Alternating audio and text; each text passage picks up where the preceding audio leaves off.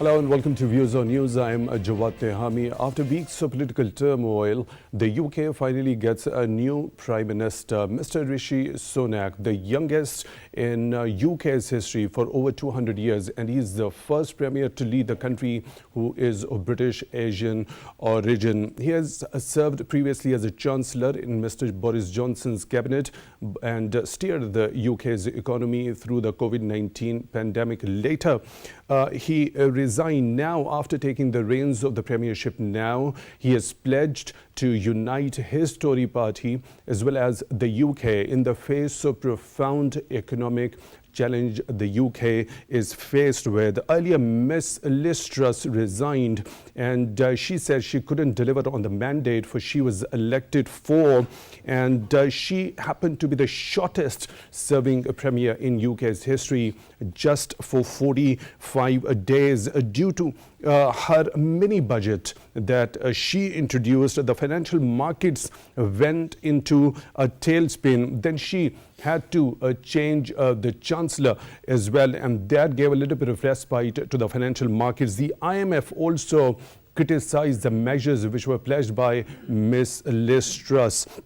Later on, we saw this particular rampant change in the premiership from the Conservative Party speaks volumes about the deep divisions within the Tory party, with the opposition criticizing this rampant change in the premiership and calling for the early general elections, which are not due until January 2025. On the other side, we have seen Mr. Sunak's election as the Premier of the country has been welcomed by most of the leading world powers except from Russia, and the Kremlin says that they don't see any reason to expect the relations with the UK to improve under Mr. Rishi Sunak. Now, will Mr. Sunak be able to unite his Tory party and steer the UK's economy out of the current crisis? We'll delve deeper into this particular question with our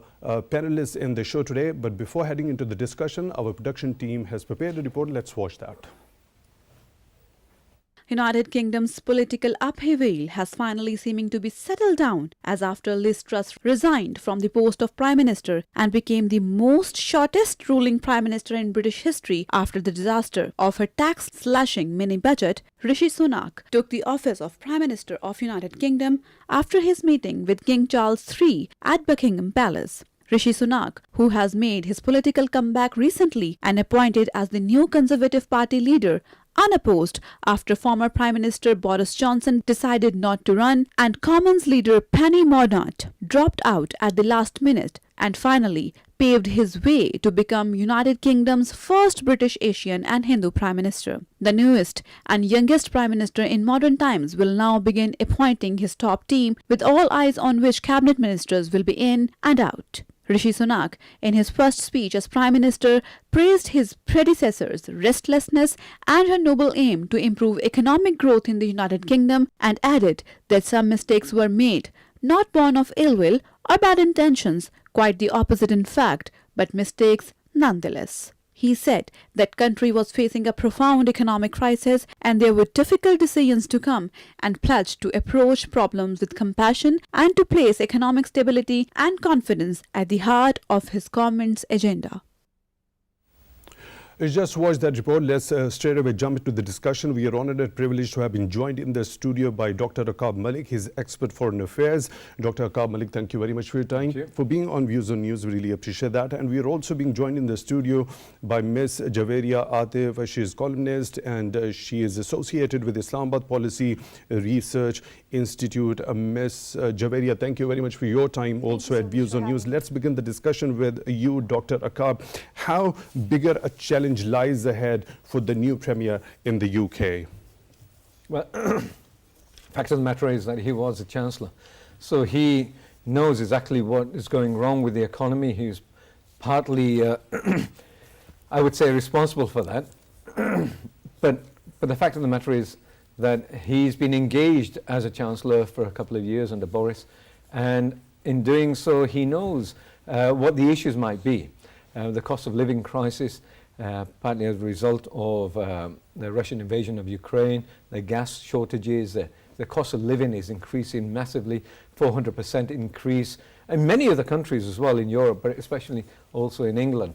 That is causing many people to be short of money, primarily because they have to choose between whether they're going to eat or stay warm. And now that's an issue for a lot of elderly parents, for example, or elderly people who might even suffer tremendous health issues because of this and loss. So I think he needs to recognize that there's a big crisis ahead of him, but he's aware of this. You see, it's not coming out of the blue. He's been very much aware of the finances and the issues that are at play here, and I think he's going to have a good handle on it. Now, having said that, I'm not a Conservative supporter in any way whatsoever. I have deep objections to them. But having said that, I'm glad it's him and not others. There are many reasons for that, primarily because being the first Asian, a man of colour, to be a Prime Minister in England is a very, very, very big step. And I think that could only have happened through the ministers and the MPs voting him in, as opposed to the membership, which would never have happened. What kind of significance that has got to do with the economic challenge the UK is faced with? You know, it doesn't matter what colour you are when you're there, he's capable.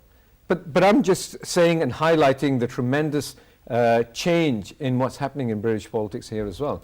And it affects a lot of people.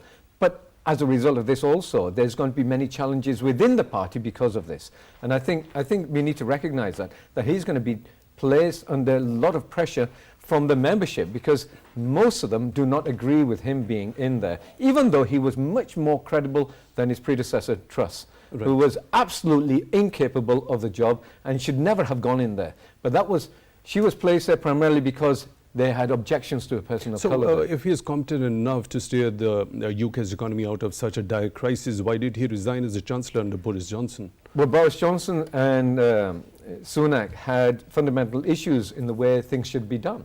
The problem is that Sunak has objected to the way Boris was handling things.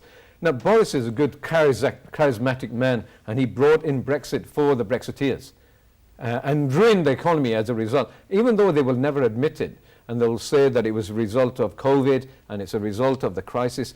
The fundamental fact is that Brexit has ruined the British economy primarily because of import-export tariffs and the lack of agreement. There's no major trade agreement with the United States and the Europeans. It's just a bare minimum, bare bones agreement. And things have increased in prices and cost of living, and inflation is at a rampant stage. Now they're trying to balance it off. What Truss did was unfathomable, what she did. She was there for the sake of the rich, and he showed it overtly with a 5% reduction in the higher tax rate of 45% for those people earning over 150,000, which benefited only the rich, had no significance, and would have reduced the economy further. And as a result, the pound plummeted. Now, he's got to recover that. I think the new Chancellor is in the right stage. Sunak, why did I prefer him over any other? Primarily because he's fiscally more conservative, he's more realistic, he's not hell-bent on proving himself to the membership, primarily because for the sake of the position, and he stuck to his guns, whether they liked it or not, even though they may have wanted money for this and the other. He knew that there are real deep concerns with the economy, and as a result, he's going to take some harsh measures. And in a time of a nosedive for the British economy, you have to take real measures that may upset many people, if not all the people in the country. Right, Dr. Malik, you mentioned already a very pertinent point that Brexit has actually ruined the very fabric of UK's economy. I'll come to you back again for more detailed analysis on this particular aspect of UK exiting the European Union. Now, Ms. Javeria, when we talk about the significance of this new election of Mr. Rishi Sunak as the Premier of the UK, being one of the youngest Premier in over 200 years of UK's history, and his first British Asian to lead the country, and amid such a profound economic challenge the UK is faced with, except that particular symbolic significance of being the first British Asian Premier, what significance do you think this election carries with itself when it comes to dealing with the dire economic challenge in the UK? Right. So first of all, I think it's, as we've already mentioned, that it's symbolic that he's one of the first British Asian prime ministers in the UK. But also what comes along with it is the economic challenge that he understands is quite profound. So currently, UK is in two scourges where you have energy security crisis going on with what's going on with the war in Ukraine. And on top of that, it's the fiscal irresponsibility that came along with former Prime Minister Liz Truss's 45 days. So seeing that, there's a lot that needs to be done when it comes to Rishi Sunak's policy making. And what's also important is how the financial markets are going to sort of respond to the new policies or agendas that he'll be bringing up with. And I feel like since he's well, gelled within the financial system and understands how it responds and is more conservative with them, I feel like the financial markets might be responding to his policies in a positive way compared to what was going on with Ms. Liz. And on top of that, I think two important things to note are perhaps how the Bank of England and the Treasury of UK are going to be responding to this. At the same time, a major discussion that was taking place among global financial markets and monetary agencies like the IMF and the World Bank. It's interesting how they're going to welcome his policies and at a time of global uncertainty worldwide. So I think it's important how he'll be taking forward. Right. Dr. Malik, when we talk specifically of Brexit, now Mr. Guy Hans, he had been the critic of Brexit, but he had been the backer of the Conservatives. Now he has warned and also alluded to the fact that Brexit actual dream was a low tax, low benefit economy, and that is what he exactly thinks what Ms. Liz Truss was up to. But the kind of negotiation, the way the Britishers did it with the European Union were not good enough. And your question is? And why exactly, how they should have negotiated with the Europeans? Well, that's old history now. I think Boris got out a deal, the bare bones deal, and was able to secure that, primarily because there was no choice in it. Either you go back into World Trade Organization rules, or you go with a certain degree of leeway with the European Union. But I think that can be built upon over the next forthcoming years. Once Europe comes out of this crisis, and it will happen, it's just a matter of time. I think there needs to be a resolution on Ukraine, for example. But when it comes to Brexit, Britain's put itself out. Britain, by the way, had always had more privileges in the European Union than any other European country, primarily because they're always backing away, and they had that privilege to do so. If they ever go back, they'll never have that privilege again, if they can, and if they're allowed to. So I think the realization is now that they've got to make it on their own. Will the Americans not making a trade deal, the Japanese and other countries backing away from this, given the crisis around the world, they're going to find it very difficult.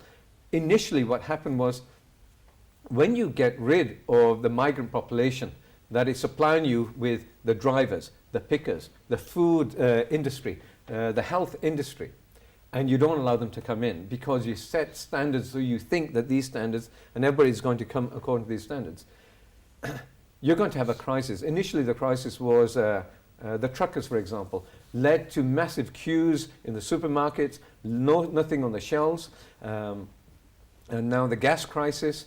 And then you had fuel crisis, and then you had health crisis, and then on top of that, COVID and everything else. This is not going to stop. It's not going to change. You've got to remember that the majority of the English population got used to not being able to do the very low manual labour jobs. But they were complaining about them in Brexit as well, that we want to do that. But they don't want to do that. This is the main mantra that the Conservatives had because of the xenophobic attitude. But you've also got to look at the rationale as to why they went into Brexit. And primarily the maintenance of the aristocracy, the maintenance of a certain degree of power within England and Britain, so that they didn't devolve more power the longer they were within Brussels. And I think there was an anxiety within the aristocracy and the landed elite and the elite within the country, the upper classes, that they were going to lose that power. Because you're negotiating that power away to Brussels. But that would have been for the benefit of the integration of the economy, for the prosperity of Britain within Europe, which would have solidified both Europe and United Kingdom. this is where the problem was. We have to look at the core reasons as to why they went. And it wasn't about the lies, the absolute lies that Boris kept mentioning to his populace to raise xenophobia amongst everybody, make it a nationalist issue, because that's the only way he would have got the vote from the, the working class population in Britain. And to blame the immigrants, this is always the case when there's a crisis, when you have a war, when you go into an economic issue, you blame the people from the outside. And at this moment in time, there was a massive input of Europeans, Eastern Europeans, especially from Poland, Romania, Bulgaria, etc. A lot of them still remain, by the way. But the English population especially, not the Scottish or the Welsh, by the way, felt that they were being pushed out from these jobs. And as a result of so many people coming in. But the fact of the matter is they didn't want to even do this job in the first place. So this is a false analogy altogether. We have to look at the core reasons as to why, who was going to lose power. And the power is not lost by the people. Look at what's happened to the people right now. Who is actually suffering? The people who are suffering are the actual people who voted for the Brexit in the first place. Right. And they were led to believe in lies by Boris, and he completely did this wrong to the country altogether. Right, Mr. Veria, what's your take regarding when it comes to Mr. Rishi Sunak dealing with the European Union now? European Council President Mr. Charles Michel has said working together is the only way to face common challenges and bring stability is the key to overcoming them, knowing the fact that Mr. Sunak is a Brexit supporter, but in the European countries he is considered as a pragmatist. Now, what sort of scenario do you foresee? Is he going to engage with the Europeans or not at all? Right, so as we've already mentioned that he is a proponent of Brexit, so that puts into picture that we're not going back into the European Union as a member. But essentially what that does allow UK to do, or perhaps Mr. Rishi Sunak to do, is bring up policies that essentially are a requirement for the European Union and the UK as well, given the current geopolitical scenario as well, and the larger economic problems that Europe and UK are facing. So at this point, it's only perhaps a pragmatist solution to take. A proper approach would be then to sit down on the table, discuss the specific policies, the economic, possibly, the economic councils and member of those basically institutions to come together and then bring up a policy on that end, which should then also, we would also then be looking into account, he would then be looking into account as to where UK would be, having a solid case on the matter. Right. Dr. Malik, your take regarding his engagement with the European countries? He has no choice. There's absolutely no choice in this. Yes, he's a Brexiteer. I think he went with the party because he knew that was way towards promotion more than anything else. And he had access to the leader of the Brexit campaign, basically Boris. So he worked with him in that respect. Whether he actually believes it or not is another thing. He's never going to highlight that. The fact of the matter is he is a pragmatist, I think. We will find out, no doubt, because he now is not second to the leader. He is a leader of the country now, and as a result, he'll be playing the policy out. Remember that there'll be immense opposition to him amongst the population. That's going to happen. So you may get a lot of issues from that. The paper's not happy with him. They're blaming for this, that, and the other.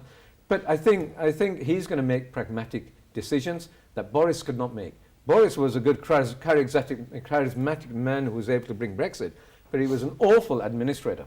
This chap is much better in that respect. I think he's more capable in that respect. I think probably one of the most capable in the Conservative Party. And as a result, he will have to compromise on many issues. But I don't think compromising with the European Union is going to be on the table at this moment in time. I think it's about balancing the budget in Britain.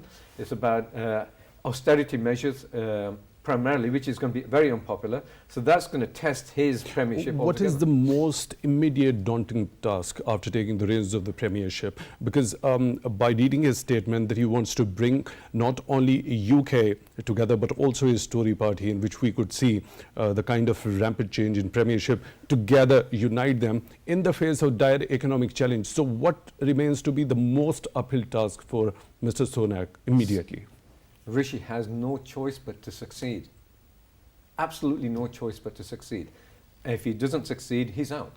And the fact of the matter is, because the large segment of the membership of the Conservative Party, which wasn't allowed to vote for him, is absolutely against him, and that was seen in the vote when Liz Truss got in, even though he had overwhelming majority with the MPs. Do you think the MPs from within the Tory party would let him succeed? Because we saw that as a Chancellor, he resigned during the cabinet, during the tenure of Mr. Boris Johnson. Now, Mr. Boris Johnson was one of the contesting candidates during this run as well, but he withdrew, saying that he had enough support, but the time was not right. So when the time comes, and he's going to do the same thing, grabbing that support from the MPs and, not making him happen to succeed. I think 7 weeks is just not long enough for him, having been thrown out of a job, to come back in. I think there would be massive opposition amongst the opposing parties, Labour and Liberal Democrats especially, and the other parties, the smaller parties. And on top of that, they had a large degree of opposition within the party. He maybe had a vote to get in the first 100, and maybe even amongst the population, amongst the membership. But the thing of the matter is that he really did himself a lot of harm in the way he acted and behaved. And that became apparent. I think it's just not an situation where he would come in right now until things are more favourable. And this is what might happen. The fact of the matter is that if Rishi is able to pull back the reins of the economy and to put it to a certain degree of stability, then Boris may take advantage, because he still has support amongst the membership. And I think the next vote that it might happen will be amongst the membership. It will not be amongst the parliament. According to you, what do you think he should take up immediately in order to get that trust? I think he needs to do a good job, but that's where the problem lies. In exactly which area? The problem lies in the taxation issues, the cost of living. He's got to find solutions that will benefit the working class population, basically, because they're the ones who are suffering more than anybody else. So if you can benefit those and show that you're working hard for those and not for the rich, by the way. Yes, we can talk about how rich he is. The fact of the matter is he needs to work for that. I think over COVID, he showed that he was willing to make the right decisions when it came to COVID, as far as the population was concerned, as far as providing benefits for those people who were out of work, who could not work because of COVID. And he stabilized the situation. But remember, that put the country into massive debt as well. So he's got to turn the tables. He's put these on himself. He's got to rectify the situation.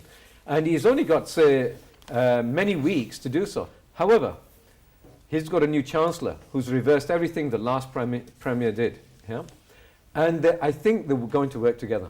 Wasn't that done within her own tenure as well? It was within a few days, and she had to resign because he just completely rubbished everything she wanted, and she had no remit left. She had no mandate to continue as a Premier because he just rubbished everything and put it back to where it was.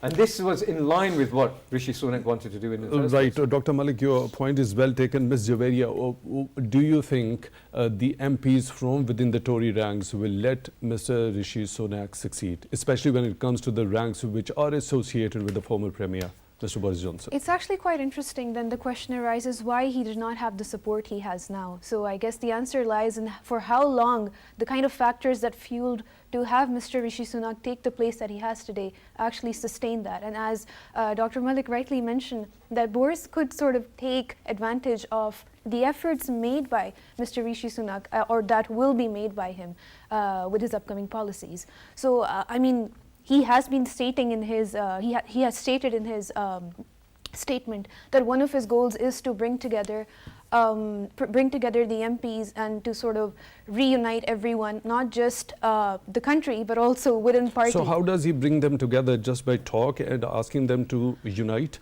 to face that economic challenge, so especially? As he pointed out himself, that words won't do it, actions would. And rightly, he has no choice but to do a fast-paced job. And honestly speaking, I don't think he actually quite has the agenda lined up in terms of what sort of policies he will be implementing to not just bring together the problems that the country is facing, but also to ensure that the support he's currently garnered actually stays with him. And that would require constant lobbying on his part within the party structure, I believe.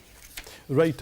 We are also now joined by another participant in the show, Ms. Shani Hamid. She is a political analyst. She's joining us on the phone line from the UK. Ms. Hamid, thank you very much for your time at Views on News. Thank you very much for having me. Greetings to all participants and audience. Thank you. It's a pleasure and honor. So what lies ahead after the new premier takes over the reins, and there is a dire economic challenge, as he also pledged that he will unite the Tory party as well as the United Kingdom in the face of the dire economic challenge the UK is faced with. So what is the immediate challenge Mr. Rishi Sunak has to take up? Thank you very much indeed. Well, the current leadership change in the UK government has already brought a hope to the local and international markets, as immediately after the announcement of the current leadership. After all, the British pound had gone up, the yield on British gilts have gone down, which is a sign that the market is seeing positively about Mr. Sunak.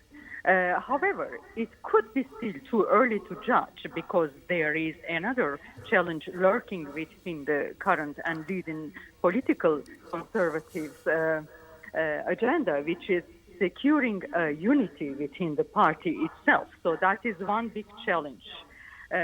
So to achieve the next best thing in the ongoing activities of British politics, the democratically elected members of the Conservative Party, firstly, in the UK, need to unite better than ever before.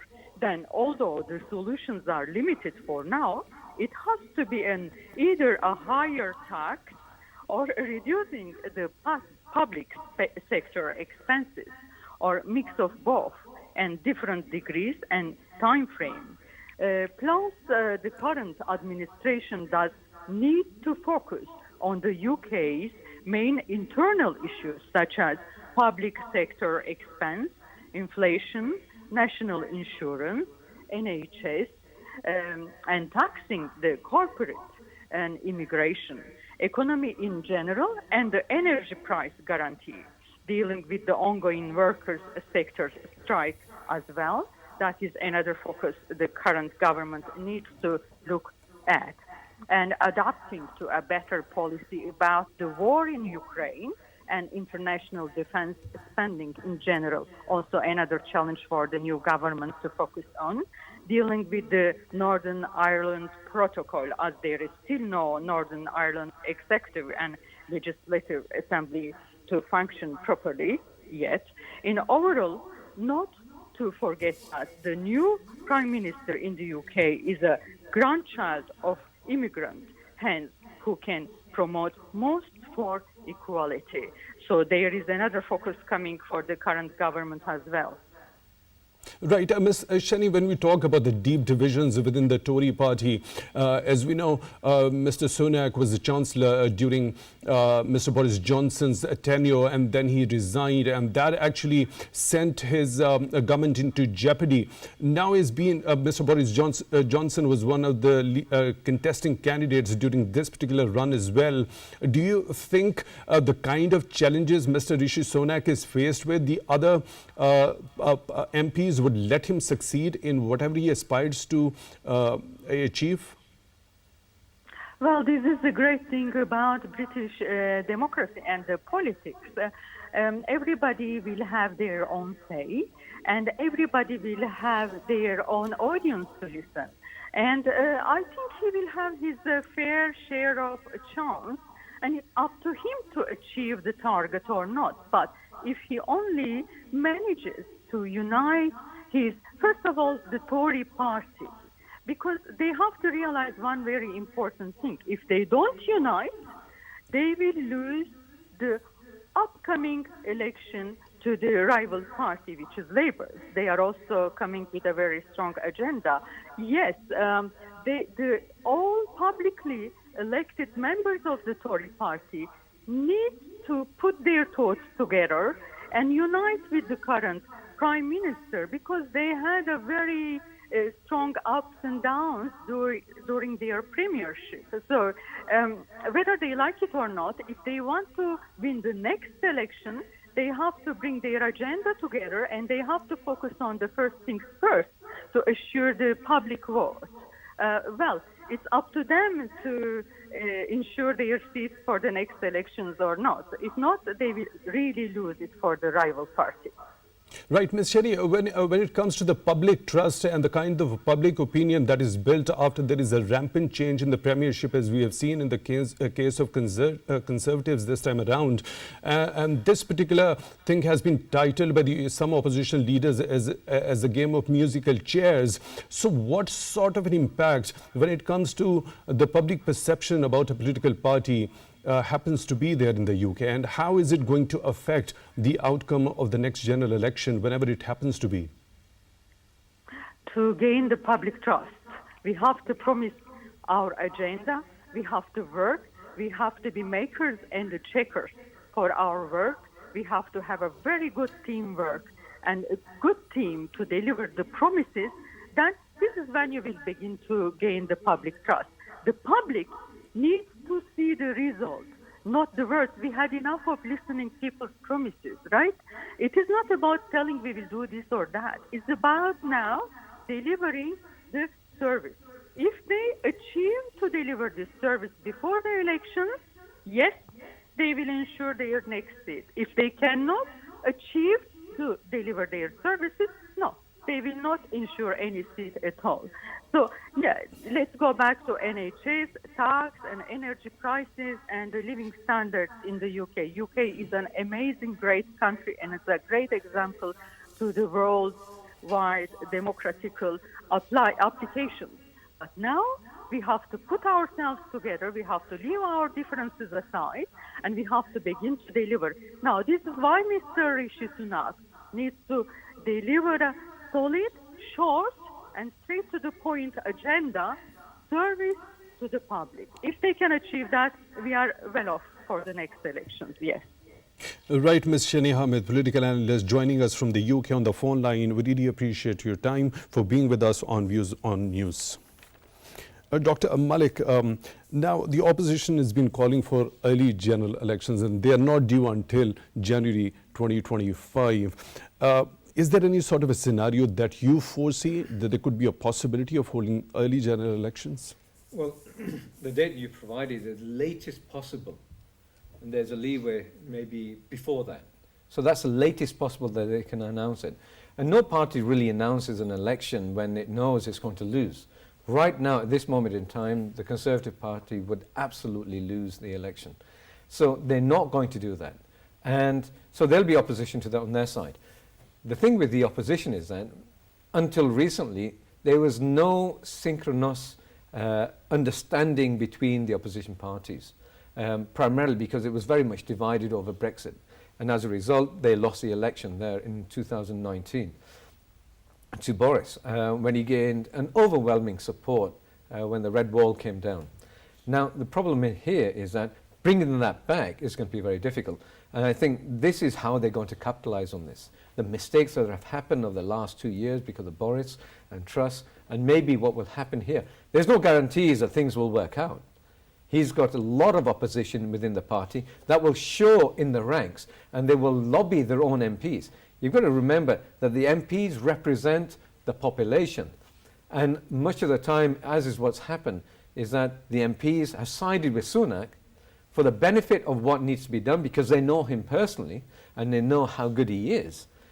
And being pragmatic allowed him to go forward towards the premiership and supported that. So I don't think it's anything within the upper echelons and the party membership. It's more between the lower echelons of the party membership, which are still induced with this culture of not allowing anybody that looks foreign within the government and having that as a leader.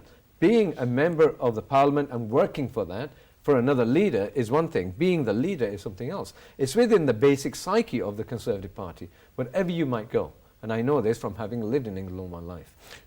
So when we look at that, and we look at what Labour can do, the disaffected working class may change sides towards the Labour Party as a protest vote, maybe. Much like what happened to many Labour Party people that voted with the Liberal Democrats and the Conservatives as a protest with what was happening with Jeremy Corbyn, for example. So this may happen. But it all absolutely depends on what Sunak does and how he's successful or not. Now, I think he's pragmatic enough to understand it. But nevertheless, I think the next elections are going to be very close. I don't think there's any guarantee that the Conservative Party will win again, because people are much more aware of what's happened, what Brexit actually is, and how they've suffered so immensely against all the promises that were made. And they're not going to believe anything that happens. Right. now. Dr. Malik, here is the scenario. Let's suppose if Mr. Rishi Sunak is unable to deliver to the promises and the kind of pledges he has made, and he's also accepted the fact that there is a huge challenge that is lying ahead, and it's a very difficult time for the UK, and he is not able to deliver to that promise, and then he has to call early general elections. Do you think the Labour Party, according to some reports, they are already leading in the polls, do they have such sort of an agenda that can steer the UK out of its number of crises? See, every party wants to do the same thing. The general policies for the Labour Party are increased taxes, tax the population, tax the rich, which is popular amongst the working class, in fact, which are the basis of support. Now, if they find that Rishi Sunak can deliver, that's another issue altogether. But yes, you're right. There may become a point where the Conservatives will not call a general election willingly. I don't think they can, and they'll be forced to do it by the opposition and by the circumstances at that point in time. And that's what we've really got to consider. This is speculation in the highest form, so we really don't know. The fact of the matter is, if there was a general election in the next few months, Conservatives may lose 200 seats. Right. That's basically losing Parliament, absolute majority gone, and Labour more likely will gain majority. And then try to do what they have to do. A landslide majority? I think they may gain the Right. vote Ms. back. Javaria, your take regarding the possibility of the early general elections. Again, as Dr. Malik mentioned, that currently any political party, given the economic crisis that the UK is facing, probably wouldn't launch a self-sabotage campaign for themselves, right? So given that, but at the same time, the sort of support that is still coming in, the sentiment has been quite interesting among the people. And the sort of claims that Mr. Rishi Sunak has made in his statement are also interesting, because he then talks about bringing together the country not just in terms of talking about it, but also the government products that need to reach to the people, be it the NHS, be it the welfare, be it stabilizing the economy, and sort of limiting the sort of polarization that you're also seeing in UK politics as well. So I'm not sure how that's going to pan out, but then again, it depends entirely on what we're going to be seeing in the coming weeks are really going to set the tone for Mr. Sunak's presence. Right. Ms. Javaria, let's talk about the international dimension of this particular election. Now, it has been welcomed by most of the leading world powers, including the US, China, and the EU as well has welcomed this particular election, with the exception of Russia. And the Kremlin has categorically said that they see no reason to expect relations with the UK to improve under Mr. Sunak. So vis-a-vis Ukraine crisis, is there any hope? Well, if you look at UK's stance on Ukraine, it's obviously quite obvious that they have openly called out Vladimir Putin's actions in Ukraine to be it's a war. They're invading a sovereign nation. They're siding with Ukraine. I don't think Putin is ever going to make a comment on that note. I don't think there's a need for him to congratulate the new PM that absolutely is actually against what's going on in Ukraine.